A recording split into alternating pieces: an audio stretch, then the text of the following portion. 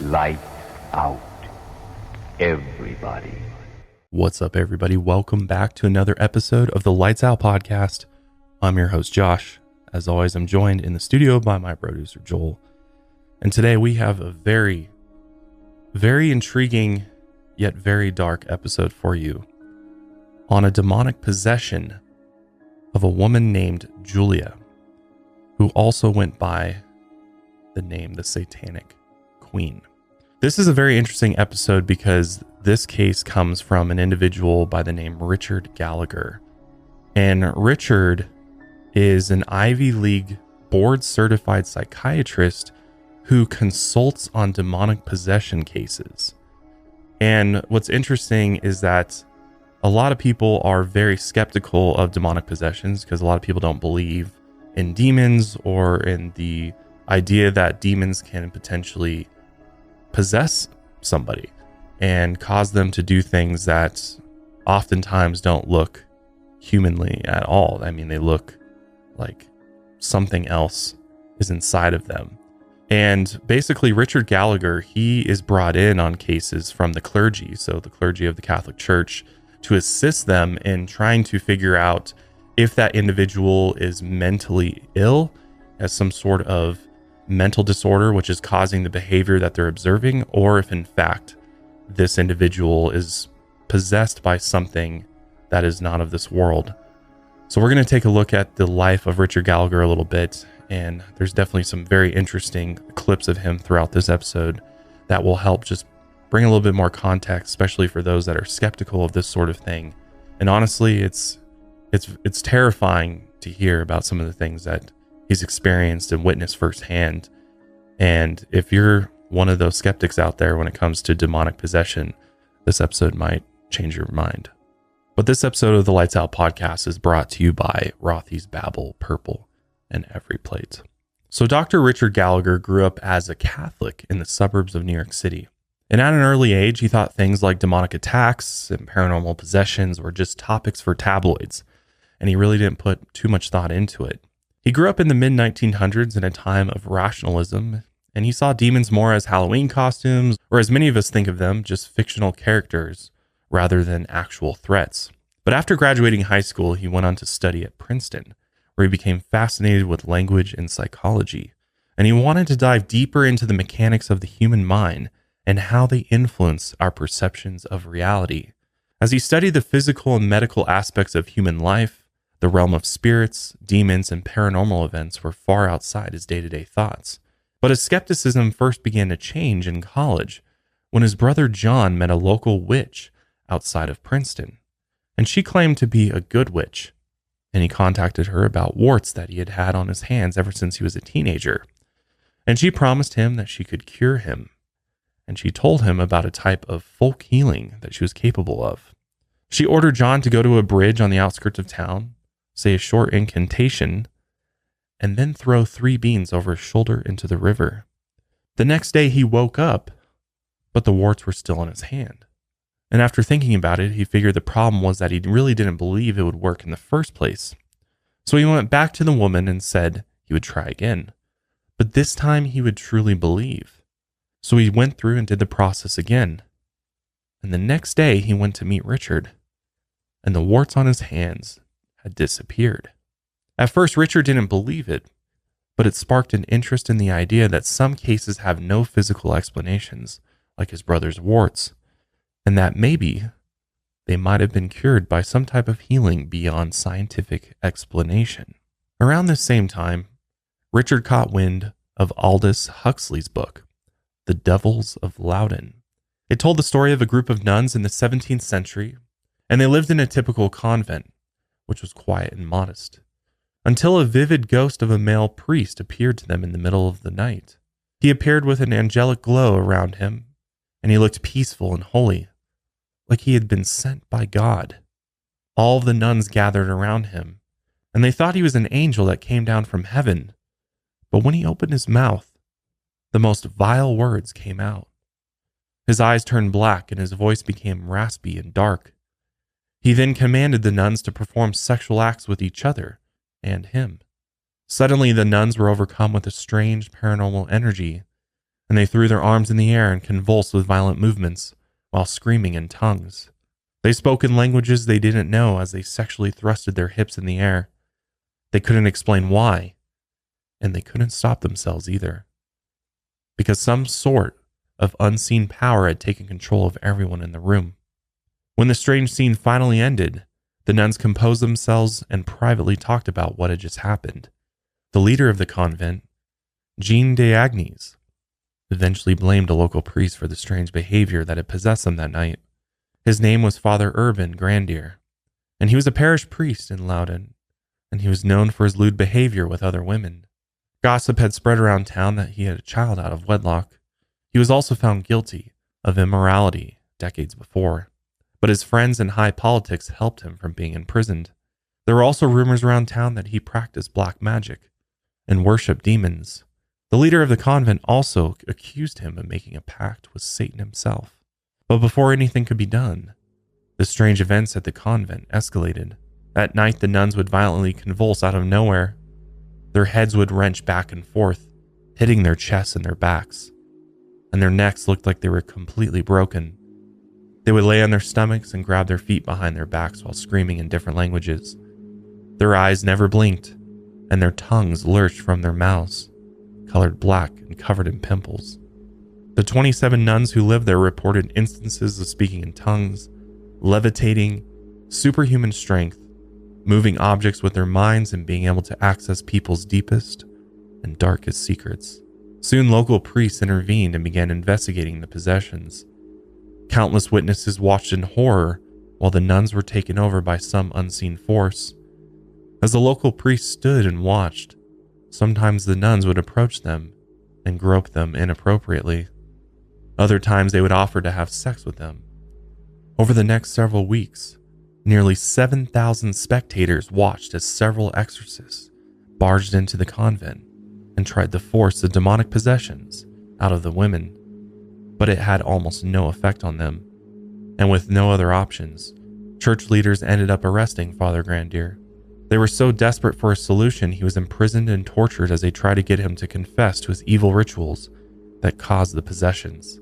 And while he was imprisoned at the castle of Angers, they saw that Grandier had marks of the devil on his skin. They also found a pact with Satan scrawled across his body and signed in blood. It said that Grandier recognized Satan as his Lord and Master. He renounced every other god, Jesus Christ and all other saints, and he even promised to give up his entire life for Satan. But even after the discovery of the pact, Grandier wouldn't confess. So they continued to torture him and broke both of his legs in the weeks before his trial. When his trial first began, many of the possessed nuns came to defend him. Even Jean, the leader of the convent, who was the first to accuse him. She cried for Grandier to be freed, and she even whipped herself in public and threatened to kill herself if they didn't let him go.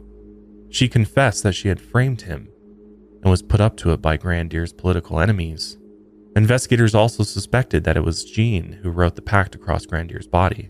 Also, some of the nuns had broken down crying during their exorcisms, claiming they had been coached on what to do and that it was all an act. Still, the court saw this as the devil trying to manipulate the case so that Grandier could be set free, and the court would no longer tolerate anyone who would defend him. Many that wanted to defend him ended up fearing for their lives and fleeing France. But with everything against him, Grandier still refused to confess. No matter how much they tortured him, he wouldn't admit to performing dark rituals. But in the end, they didn't even need a confession. On August 18, 1634, he was found guilty of magic and causing demonic possessions.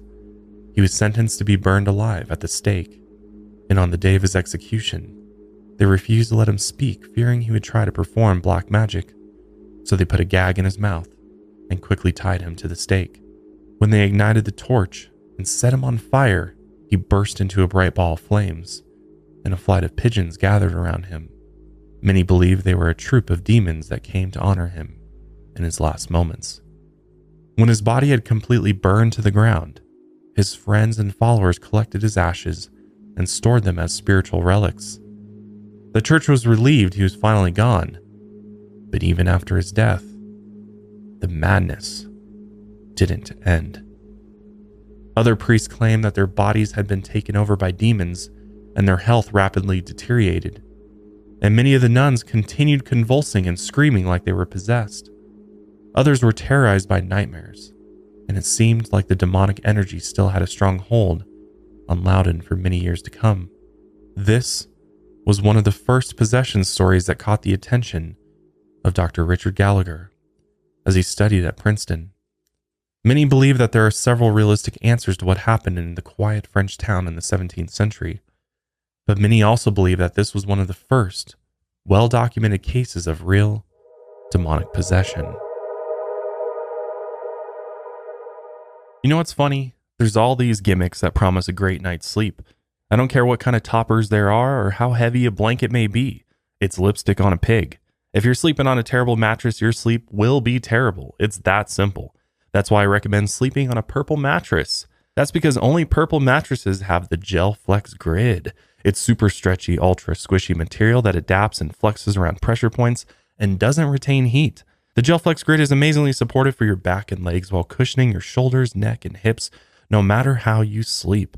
And unlike memory foam, which remembers everything, unfortunately, thanks to the Gel Flex Grid, purple mattresses bounce back as you move and shift. You'll never have that I'm stuck feeling that people get with memory foam. I absolutely love the purple Gel Flex Grid technology because it does keep you cool while you sleep. Nothing is worse than waking up in the middle of the night, sweating all over your bed because your mattress is making you so dang hot. With purple mattresses, they make it so that air flows through the mattress, keeping you cool all night long. And the purple pillows do the exact same thing as well. No one likes a hot pillow. Getting a great night's sleep starts with having a great mattress. Get a purple mattress and go to purple.com/lightsout10 and use code lightsout10. For a limited time, you can get 10% off any order of $200 or more. That's purple.com/lightsout10 and use code lightsout10 for 10% off any order of $200 or more. Again, that's purple.com/lightsout10 and use promo code lightsout10. Terms apply. So the story of the nuns really fascinated Richard, but he was busy with his medical education, so he didn't spend much time thinking about it. Years later, a local professor asked Richard if he had ever heard of the event. Richard said that he had, and the professor went on to express his beliefs on the topic, which surprised him. The idea of demonic possession in the scientific field was taboo, and not many educators talked about these things in their day-to-day lives. To talk about it seriously risks their reputation, but the professor believed in the story. He thought that not all the women were possessed, but there still might have been some form of demonic phenomena at play, like oppressions or vexations. Richard was interested in the topic, but he was too concerned with his medical career to look into it any further, so he went back to focusing on his work. During his medical training at Yale, he dug into the mystery of the human psyche. He wanted to learn more about the mysteries of the human spirit that couldn't be calculated on paper. By the time he graduated as a resident from the Yale program, the popular story of The Exorcist had just hit the mainstream. The book had become a blockbuster hit, and many fans began digging into the real-life story that it was based on. As Richard's interest in the subject grew, he couldn't help but look into it. The real-life story was about an anonymous boy they called Robbie Mannheim. Robbie was a 14-year-old boy raised in the Lutheran faith. As an only child, he often didn't have anyone to play with growing up besides his Aunt Harriet. Harriet was a devout spiritualist, and one day she introduced Robbie to a Ouija board.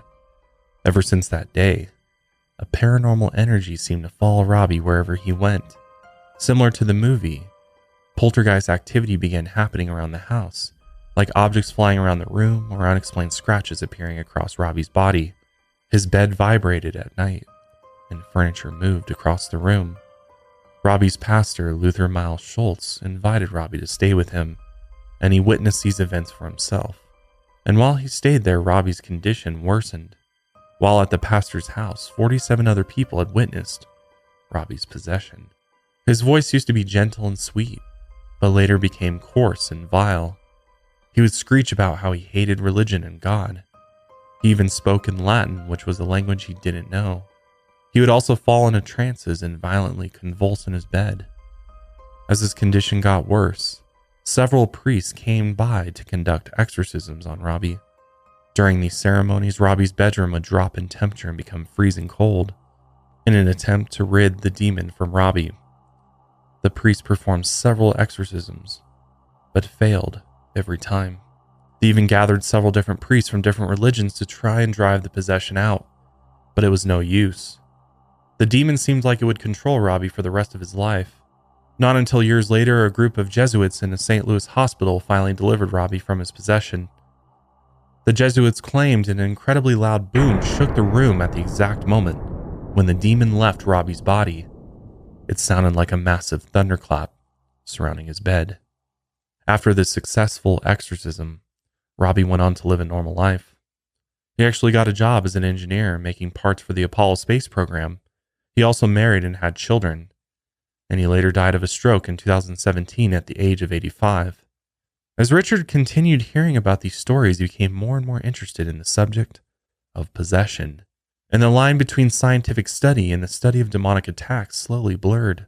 After his 4-year residency, he took an academic position as an attending psychiatrist at Cornell Hospital in Westchester. He began working with patients with severe borderline personality disorders.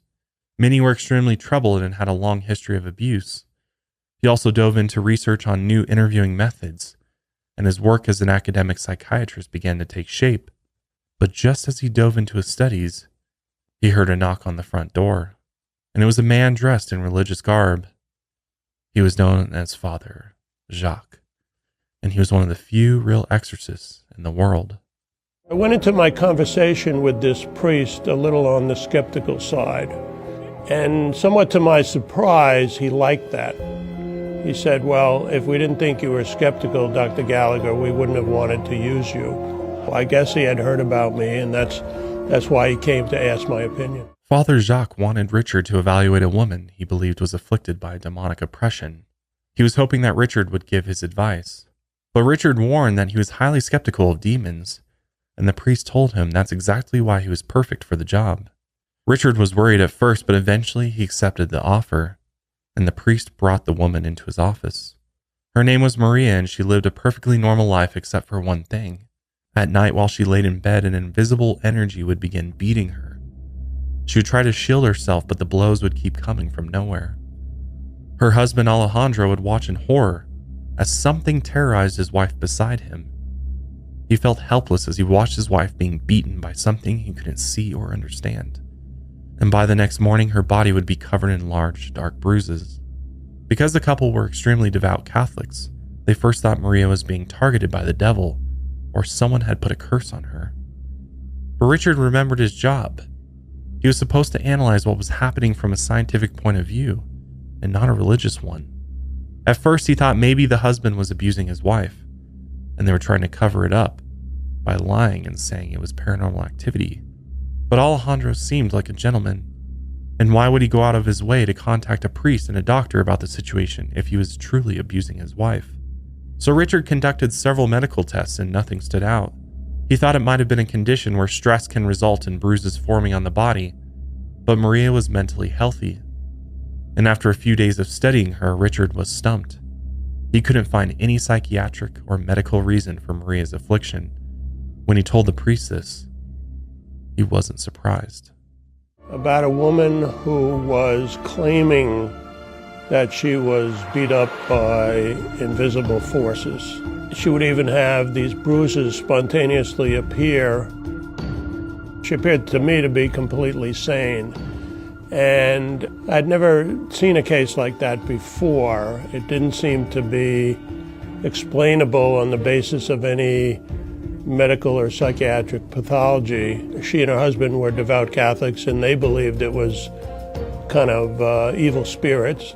I didn't have a great deal of interest in getting involved in this, but you know, as a physician, I really don't like the idea of seeing somebody in tremendous pain or tremendous confusion. I was asked to comment whether there could be any psychiatric illness, whether she was being abused, whether this was her imagination, etc. And I had to conclude that there was no medical reason why this would happen. I felt that she was being attacked because, in fact, she was a very holy person. Eventually, after deliverance prayers and other spiritual ceremonies, the strange beating slowed down, and then they just stopped altogether. It was a curious case, but it didn't convince Richard of anything. But from this moment on, Richard began to see how important it was to have a medical professional's input in these cases. There was a fine line between the psychologically disturbed and the demonically possessed with the cases he came across, and many times it was difficult to see the difference. I believe in science. I trained at an American medical school. I use the results of scientific studies every day of my life. I believe in evolution. I believe in the Big Bang. I believe in quantum theory. I just have had a rare window or a rare opportunity to study these things a little more rigorously than most doctors would have. With time, it became more clear why demons targeted specific people, especially when Richard later met a man named Stan. Stan was a tall, middle-aged man from the Pacific Northwest of the U.S. He was a smart man that worked in the technical field. He was well composed and didn't seem like he was afflicted by a mental disorder. Stan's wife told Richard about what was going on, and his case wasn't that different from Maria's. They explained that Stan would be beaten, scratched, and choked by an invisible entity. The figures that attacked him always went for his head, neck, and face. They even brought Richard photos of the scratches and cuts along Stan's legs and chest. Deep gashes covered his body, and he began fearing for his life. At first thought, Richard thought Stan was possibly harming himself, as this was a rational explanation. But both Stan and his wife denied it, and none of the other priests had thought he was a troubled man or a liar. As Richard dove into his research and medical testing, he couldn't figure out what was wrong with Stan. He even searched through Stan's history and interviewed friends and family, but he came up with nothing. When he asked Stan about his past, he claimed that he was a spiritual man, and he had done a lot of soul searching through the years, and he even studied a variety of religions, especially Islam. But as Richard dug a bit further, Stan finally confessed to Richard a dark secret he had been keeping for a long time. Throughout his years of searching for a religion, he came across many different faiths. He even learned a bit of Hebrew so he could learn parts of the Bible in its original form. But during these years of trying to find a suitable religion, he ended up falling into satanic worship. When he was a young man, he spent several weeks participating, and he even promised his soul to Satan as a trade for favors and experiences. Immediately, Richard knew this was potentially the cause for his affliction. In the case of Maria, she was punished for how loyal she was to God. But in the case of Stan, he was terrorized by demons because he had bargained with the devil. Once the door has been opened, it's almost impossible to close. After they gave Stan counseling and religious help, Father Jacques continued to introduce Richard to various cases throughout the years. He was surprised at how many there were, and he had no idea so many people were allegedly afflicted by demonic attacks. And at the time, Jacques was one of the most respected priests in the area of exorcisms, and he and Richard became good friends. And the more Richard followed him around the country, the more he was exposed to diabolical possessions. Many skeptics still believed them to be stories from movies and tabloids, but Richard began seeing the true nature of demonic possession, and he soon had to make a decision. His career had focused more and more on possessions in the previous months, and he couldn't deny that the subject interested him. Even though this wasn't a pathway of science he had learned about in school, he felt it was his calling. And even though the topic was taboo in the field of science, he couldn't deny that there were people out there who needed his help. So he began putting more and more time and effort into possessions and assisting his friend, Father Jacques. And soon enough, he encountered one of the most intense demonic possessions of his entire life. One that would change his worldview forever. With a possession, you have to have, at least in the Catholic Church, what is called moral certainty. And there are very strict criteria, and it really depends on evidence. The essence of a possession is a person going into a trance and a demonic sounding voice coming out of them.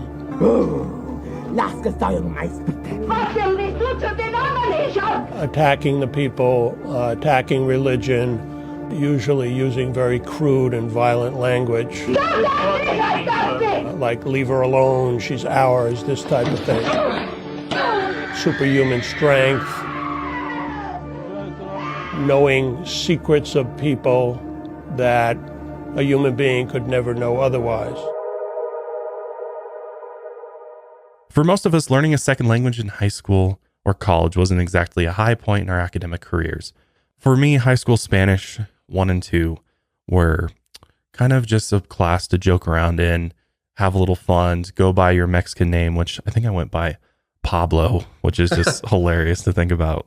But now, thanks to Babbel, the language learning app that sold more than 10 million subscriptions, there's an addictively fun and easy way to learn a new language. Whether you'll be traveling abroad, connecting in a deeper way with family, or you just have some free time, Babbel teaches bite-sized language lessons that you'll actually use in the real world. I love Babbel because it made learning Spanish so much easier than it was back in high school. I think with Babbel's 15-minute lessons, it's the perfect way to learn a new language on the go because you don't have to spend an hour forcing yourself to go through these long lessons or listen to a teacher give you a big long speech about how you should say this or say that or how you should conjugate this verb. But with Babbel, they make it super simple and super quick to learn a foreign language. And with Babbel, you can choose from 14 different languages, including Spanish, French, Italian, and German. Why not start your new language learning journey today with Babbel? And right now you can save up to 60% off your subscription when you go to babbel.com/lightsout. That's babbel.com/lightsout for up to 60% off your subscription today. Babbel is language for life. So this leads us to the story of Julia, also known as the Satanic Queen. The night before Richard had even met the woman, strange things began happening in his own house. He lived with his family and his 3 pets, a bulldog and 2 cats. And on any ordinary night, the cats would curl up next to each other at the foot of his bed. But on this night, around 3 a.m., loud screeching sounds woke up Richard and his wife. And they looked down at the floor where the 2 cats wrestled and clawed at each other with violence that they had never seen before. Richard and his wife separated the 2 and put them in 2 different rooms. But they could still hear the cats growling and meowing in anger. Richard and his wife thought that maybe they had just gotten into some bad food, but they shrugged it off and went back to sleep. The next morning, Father Jacques knocked on their front door, and with him, he brought along Julia, who wore a dark purple blouse and dark pants, and her hair was dyed black. Richard guessed the woman was in her 30s or early 40s. Around her eyes, she wore black makeup that wrapped around to her temples. This was the style that was worn by her cult. Julia looked up at Richard and asked, "How do you like those cats last night?" Richard was shocked that she knew what had happened the night before. She only stood there, smug and proud of herself, and she gave Richard a smile and a wink. Father Jacques brought her by because he wanted to get Richard's opinion on her, but he warned him that she wasn't like the others. He also told Richard that a previous psychologist's wife had already kicked Julia out of their house because their cat had gone berserk and tore up the living room couch. Richard hesitated, but Father Jacques insisted that Julia needed their help. She was a unique case, and she was a true Satanist. Not only that, she was a high priestess in her church. And the other cult members had sent Father Jacques threats because they knew he was performing exorcisms on Julia. Father Jacques warned Richard that since she held such a high position of power in the Church of Satan, she might be given certain abilities or privileges. He warned that Satan can give his most devout followers psychic abilities in their conscious states. He said that these abilities were uncommon, and Richard wasn't sure what to believe. But early on, Richard could tell that Julia was a rare case. Throughout their discussions together, Julia always talked about how she wanted to be in tune with the natural world. This was one of the main reasons she claimed she was a Satanist. And she argued that conventional religions were unnatural, and she loathed the Christian faith. And she respected Richard as a man of science more than she respected the priests. The more they talked, she began opening up to Richard until she calmly admitted that she was possessed. She was a devout follower of Satan, and she wasn't surprised the devil had taken control of her. And when Richard asked her why she thought she'd become possessed, she wasn't exactly sure. She didn't know the reason, but she admitted that she didn't want to be possessed anymore. She was also afraid of admitting that to her fellow cult members because she thought they would disown her. So she had made up a lie about infiltrating the church, but really she just wanted help with her possession. Previously, she had bounced between a few priests and physicians before being taken to Richard. When she talked about one of the previous Jesuit priests that she talked with over the phone, she said he thought her thinking was off and something was not right about her. He also said he couldn't give his full opinion over the phone, and as she told Richard about her previous experiences, Julia casually mentioned the priest's red curtains. Richard interrupted her and asked how she knew his curtains were red if they only talked on the phone. Julia laughed, and after ignoring the question for a moment, she eventually explained that she had a power called remote viewing. She could see things even if she wasn't there. At first, Richard thought this was absurd, but he let her continue. Julia also claimed that she had the power to wreak havoc in places, even when she was far away, and Richard thought about his cat's outburst from the other night. Even though her claims were absurd, Richard slowly began believing her, especially when strange things kept happening. And once I was on the telephone line, on a landline in this case, with the other exorcist. Now remember, Julia was not on the phone conversation. This was not a conference call or anything. We actually knew where she was at the time. She was about 1,000 miles away. And that same voice came in over the phone line, said the same kind of thing. She's ours, leave her alone. So I said to the priest, I said, did you hear that? And he said to me, yeah, the evil spirit can even interrupt our phone conversation, which I found pretty remarkable. It was pretty creepy, but I also found it pretty remarkable.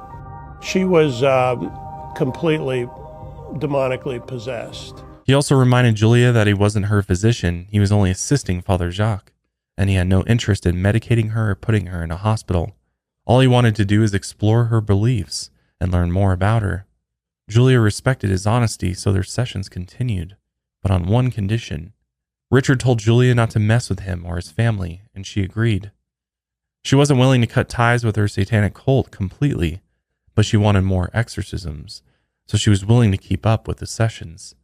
After several sessions over the months, other psychologists believed that Julia didn't have a medical affliction, but that there were signs of a personality disorder.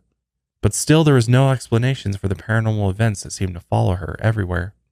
One day, Julia, Richard, and Father Jacques were out driving, looking for a venue to perform their next exorcism. As he drove down the road, Jacques explained that he would be the assisting exorcist, and he told Richard he would meet the chief exorcist soon, when suddenly a loud voice cut into the conversation. Although the voice came from Julia's mouth, it definitely wasn't hers. It had a dark, raspy ring to it, and it told the men to leave Julia alone. And it called Father Jacques a stupid monkey priest. In a low, curdling voice, it kept talking for several more minutes, making threats and condemning the priest. As Richard looked into the back seat, Julia looked like her soul had abandoned her body, and something else had taken control. When the trance was over, Julia returned, and she put her head in her hands and asked where she was, as she had no memory from the last half hour. It was moments like these that convinced Richard something else was at play. Julia seemed like a smart woman who genuinely needed help, but he still needed to get to know her better. Later, when he asked about her satanic cult, she took pride in her position of the high priestess, and she claimed she had more supernatural powers that she would show to Richard soon. Satan had given her these powers, and in turn she devoted her life to Satan. She saw it as a fair trade. She claimed that beyond her powers of remote viewing, she also had the ability to know things she shouldn't know, and she called this ability hidden knowledge. As an example, she caught Richard's attention when she casually told him that his mother had died of ovarian cancer. There was no way that Julia could have known this without a very specific source, and Richard had no idea how she had gotten a hold of this information.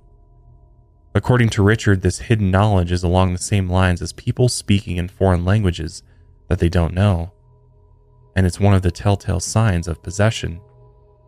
From the knowledge of the cats fighting to the demonic voice in the car, and the knowledge of how his mother died, Richard became convinced that this case was something beyond a mental or physical illness. He couldn't deny it any longer, and he didn't know what he had just got himself into. Right as he began to fear Julia as some strange demonic being, she began revealing her vulnerable human side. During one session, she told him she was scared and she was suffering, and she was finally ready to tell him her whole story.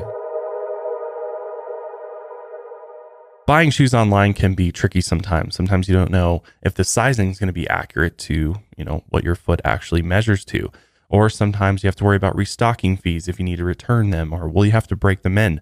Well, Rothy's takes the guesswork out of shoe shopping with comfort right out of the box and super easy and free returns and exchanges. From the unbeatable comfort to the fact that you can wash them, what more evidence do you need that Rothy's shoes check every box? I got a pair of Rothy's Chelsea boots, and I got to say, these are some of the most comfortable shoes I've ever worn. They literally just slip right onto your feet, and it almost feels like you're wearing nothing because of how light they are. Not only that, what I love about the Chelsea boots from Rothy's is the fact that you can wash them. Actually, you can wash them in your washer and dryer, which is really, really nice.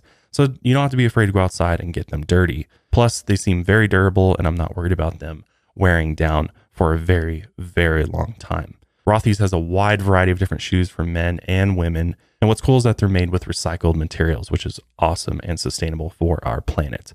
Solve the case of your next favorite spring shoe with Rothy's. Plus, get $20 off your first purchase at rothys.com/lightsout.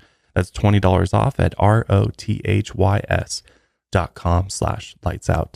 Before we get into Julia's past, I just wanted to put a trigger warning out there. We'll be talking about sexual abuse, suicide, abortion, among other things. So if any of this bothers you, I would just suggest that you skip ahead. Julia grew up as a devout Catholic and even went to private Catholic school, but her faith always seemed like a joke to her. When she was young, her life at home was rough, but she never went into detail about her parents. As she grew into her teen years, one of the local priests grew close to her, and one day behind closed doors, he molested her. She admitted that she first enjoyed it, until she later understood what sex meant as an adult. The priest was later kicked out of the church years later, and Julia heard he might have killed himself. Ever since she was molested, she grew disgusted with the church, and as she distanced herself from the faith, she found a group of local Satanists.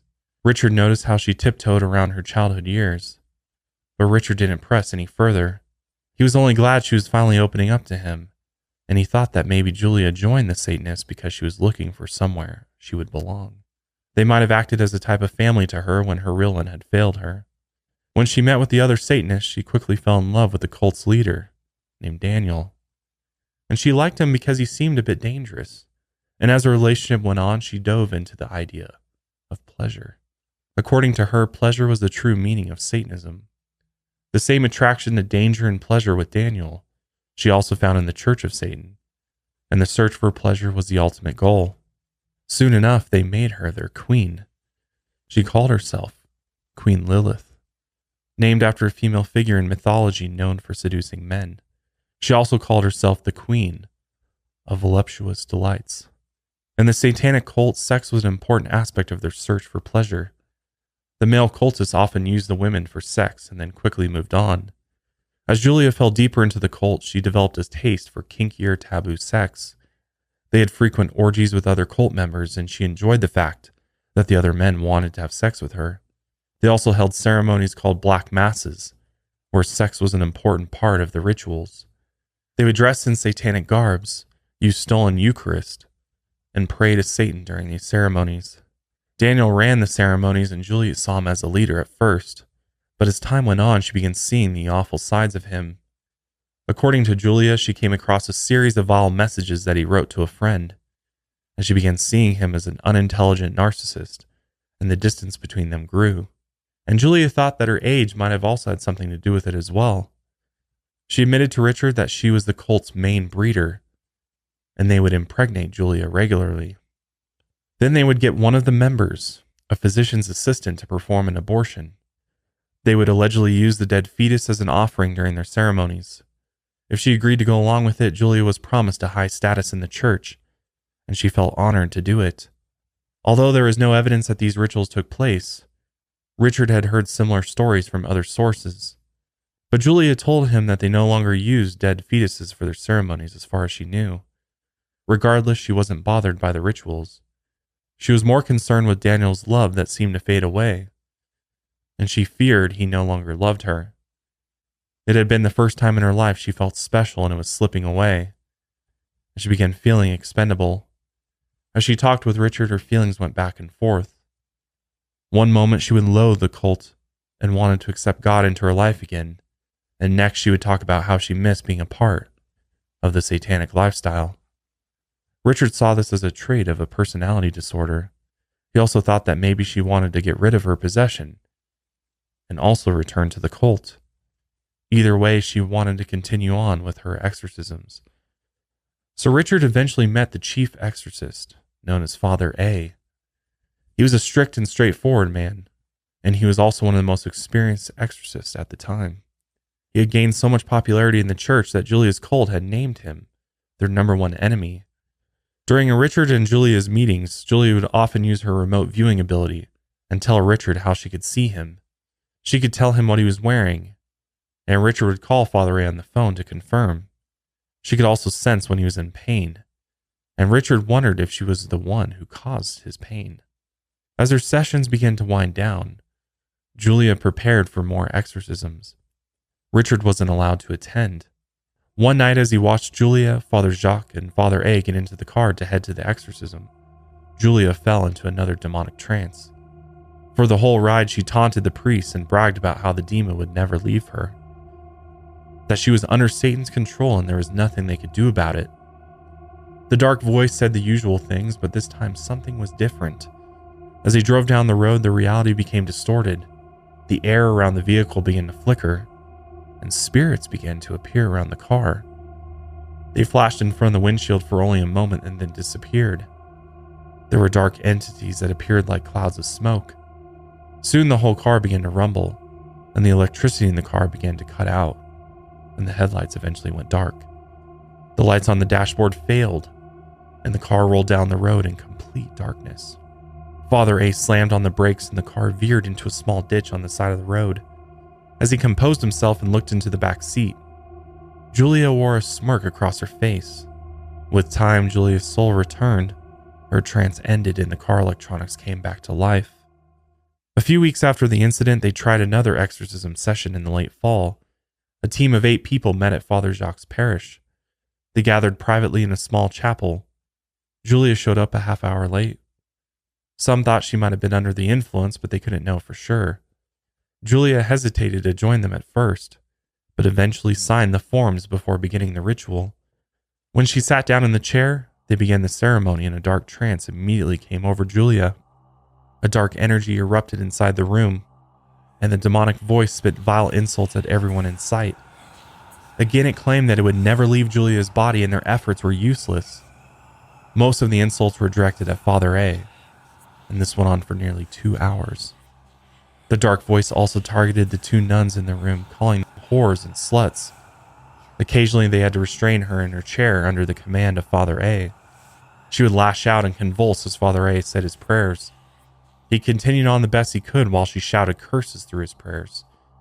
As the session went on, the team was shocked at how Julia had maintained so much energy as she contorted and lashed out at the group. But they reminded themselves that the power of the devil was behind her. This wasn't the energy and the strength of an ordinary woman. At about halfway through the session, something incredible happened. Julia began levitating. All 8 of the team members witnessed Julia rise out of her chair, a foot into the air.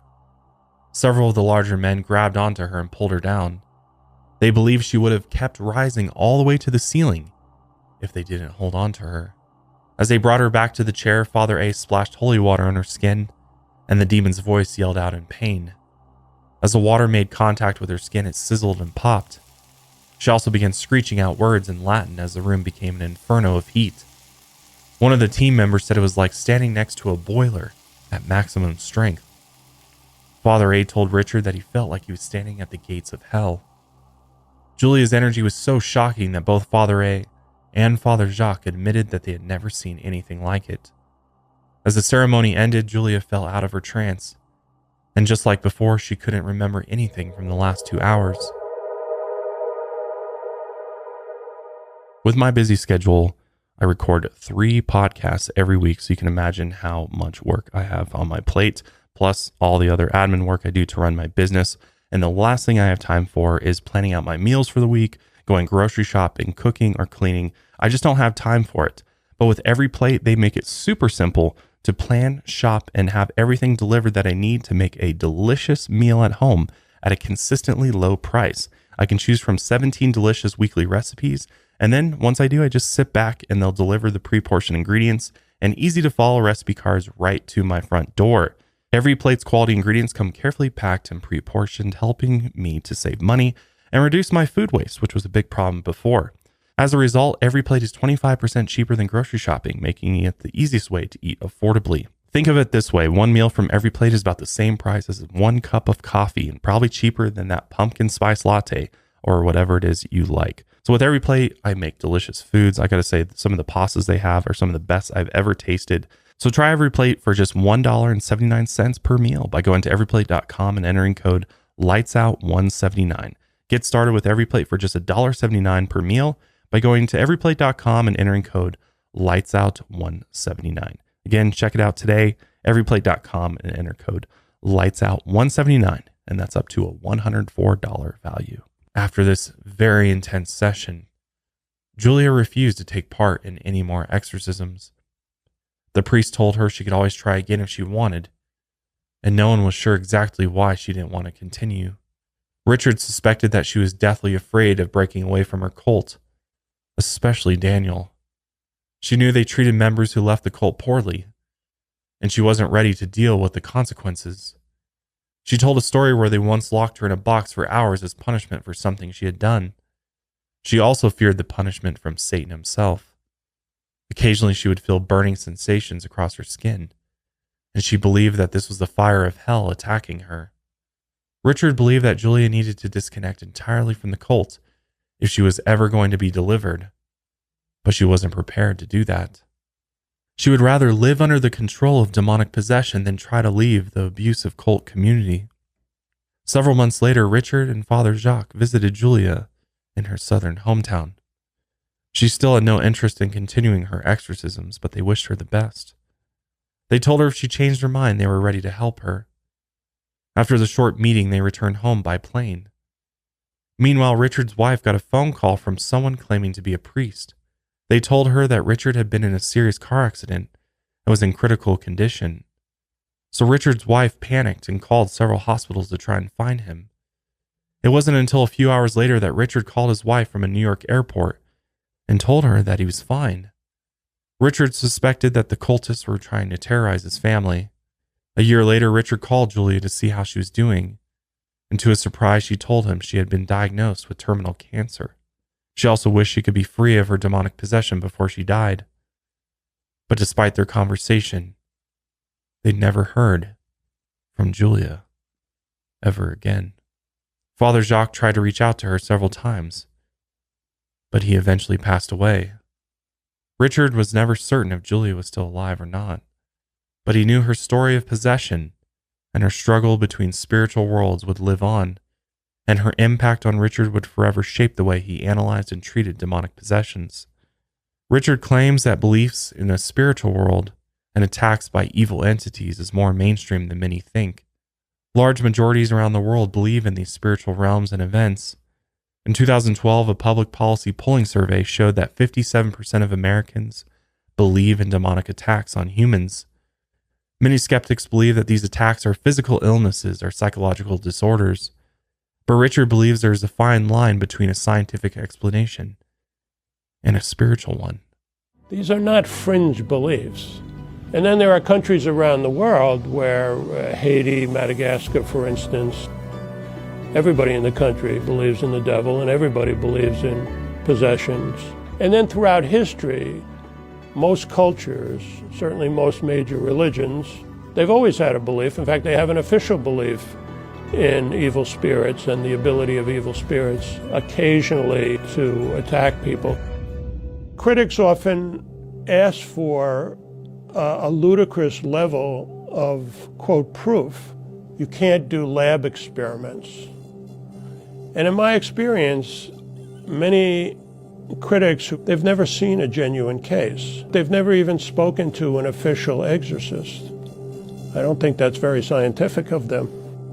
Many people in the mental health field are more open to healthy spirituality than they were in the past. We have, I think, moved past an era heavily influenced by Freud's atheism, where psychiatry was actually hostile to religion and spirituality. I don't want to prevent people who need psychiatric help from getting it. But then there are these rare cases. No amount of medical help is going to deliver them of an evil spirit. There are definite criteria, there's definite evidence. Although the evidence, while massive throughout history, is of an historical nature. If that's not good enough for you, well, you're never really going to be able to understand this field. Richard has examined over 25,000 patients during his career, and he admits that it's extremely rare to come across a genuine case of possession. They're difficult to find and even more difficult to prove. The only cases he came across that he believed were real possessions were either recommended to him by priests or the patients reached out to him directly. He hadn't stumbled on any in his day-to-day work as a physician, and today he still assists priests with people who are demonically possessed. Richard is an advisor for the International Association of Exorcists, which was formally recognized by Pope Francis in 2014.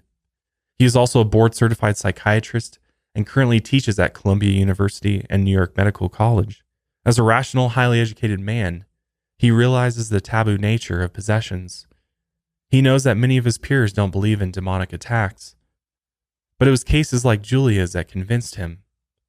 Her sinister journey of satanic rituals, breeding, and possession slowly changed him from a skeptic to a believer, and eventually a believer to an expert.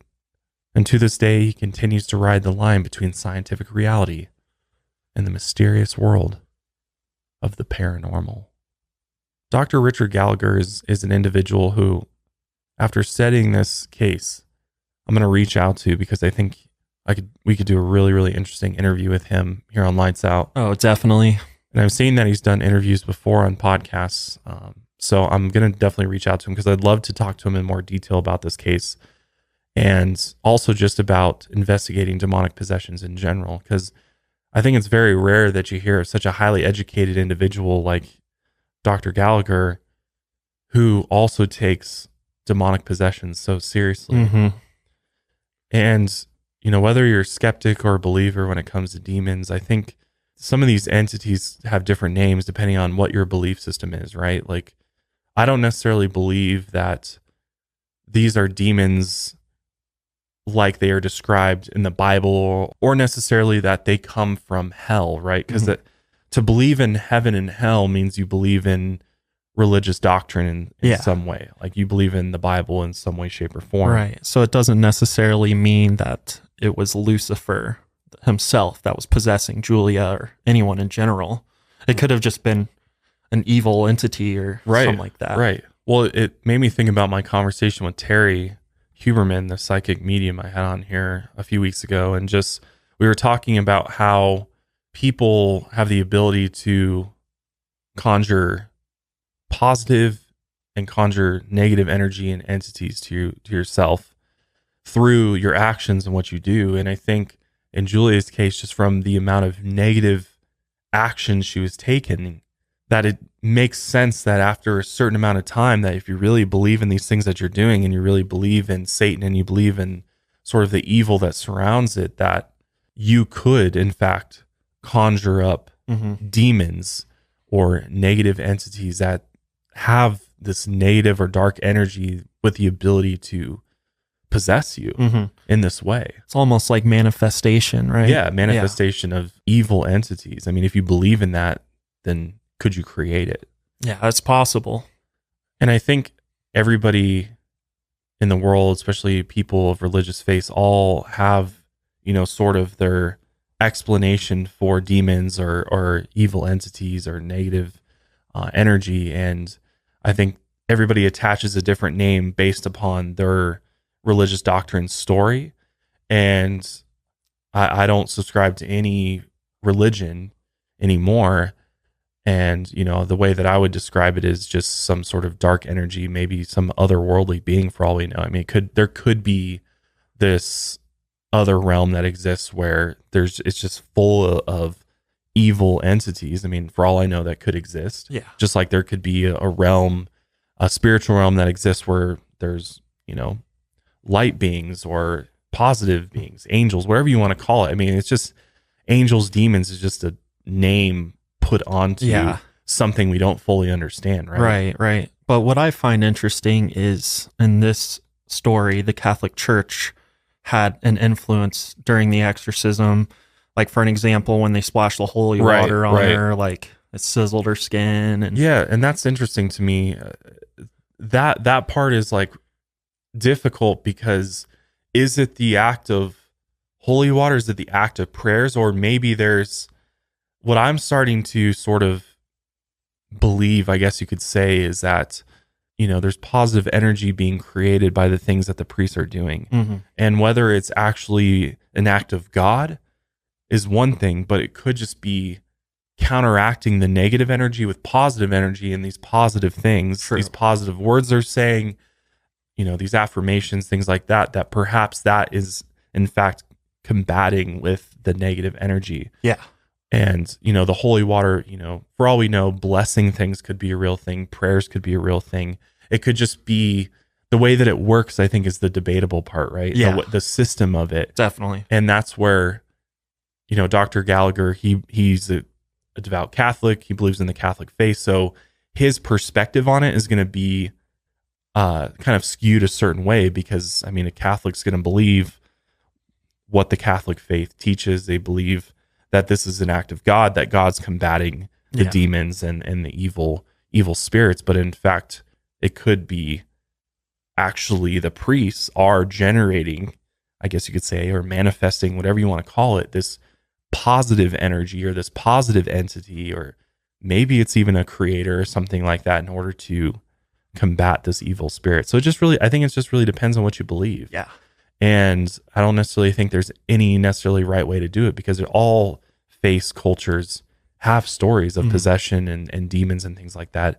I think it just really is, it comes down to the belief in good versus evil. Do you believe that evil exists? If you do, then you believe that, good exists as well. And it's the classic battle between the two. Yeah, it is. Going back thousands of years. So I think it's just really up to interpretation of how you view these things. But I do believe these things are real. I do think that there is situations beyond mental illness that are unexplainable to us, because we don't understand this paranormal realm, this other, this world that exists beyond ours. We don't understand, or we can't measure it.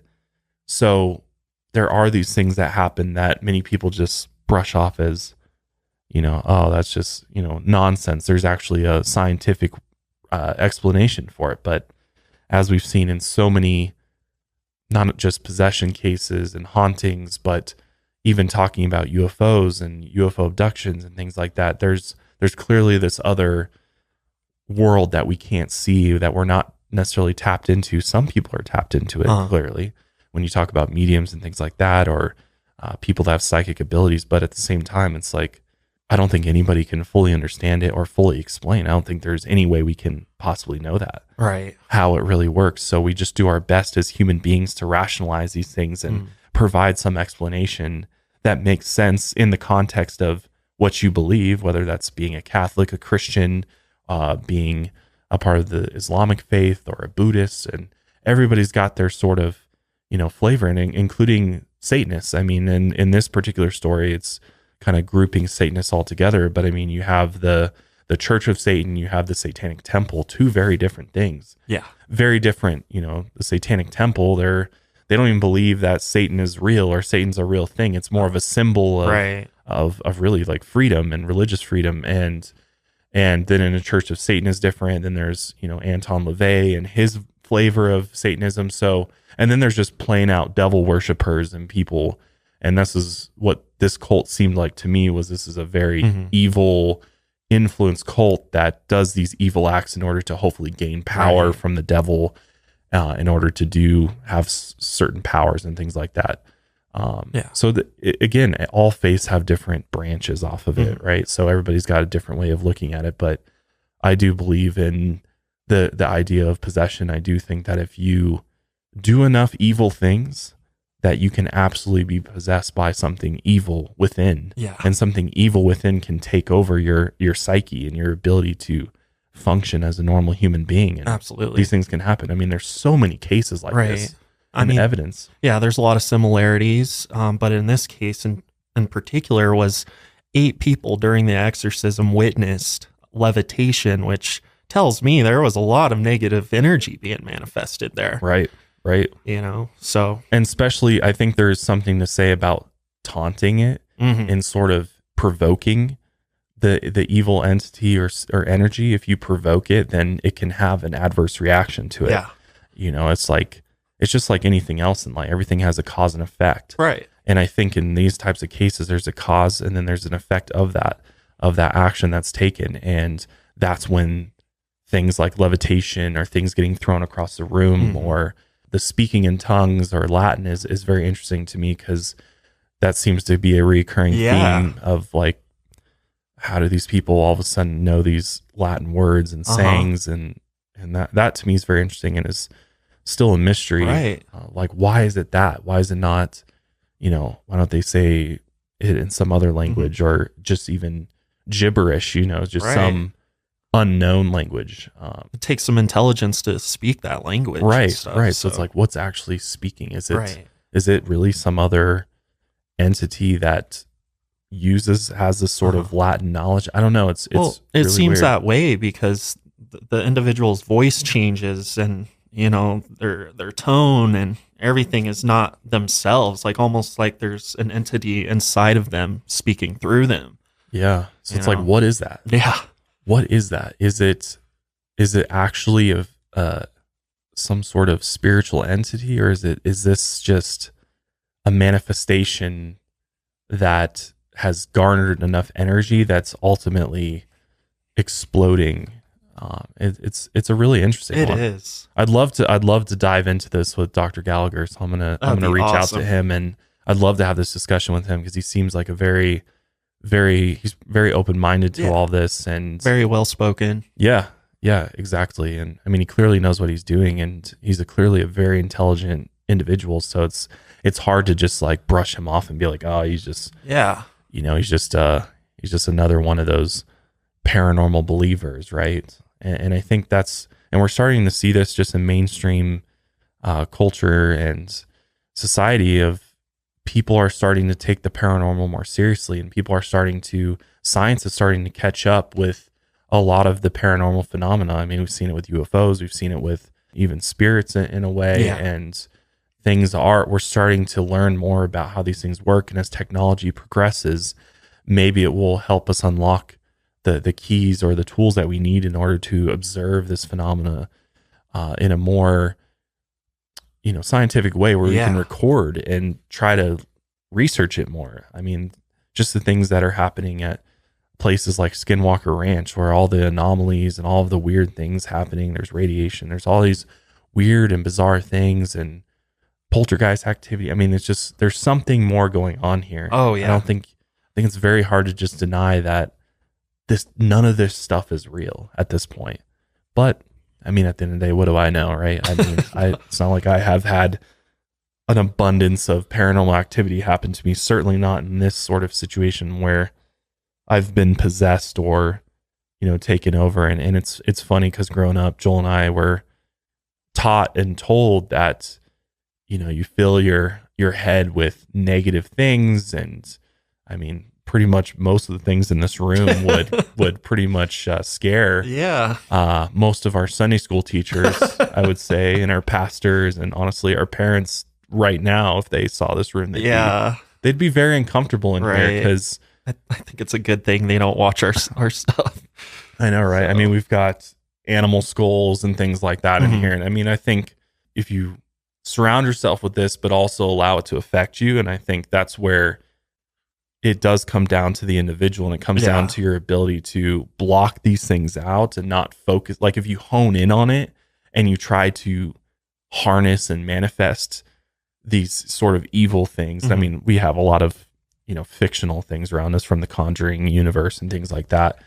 But I think if you wholeheartedly believe in it and you practice what you preach, I guess you should say, that I think eventually it could have an effect on you. But for those of us like Joel and I, who we look at this from a very sort of positive perspective, and we don't carry this into we don't carry the show and the the topics we cover into our daily lives. As much as it's intriguing to us and intriguing to you, it's not like we obsess over it and it's our life and we live it and we're trying to be these dark individuals that live in this darkness. Yeah. That is the Lights Out podcast. But rather we're more curious and interested in these stories and these cases and trying to understand them better and understand this other side of the world that many people just stay away from because they're scared or they're worried about being possessed, right? They're worried about it, the devil, somehow coming through these different things and then ultimately taking over your life. But I believe that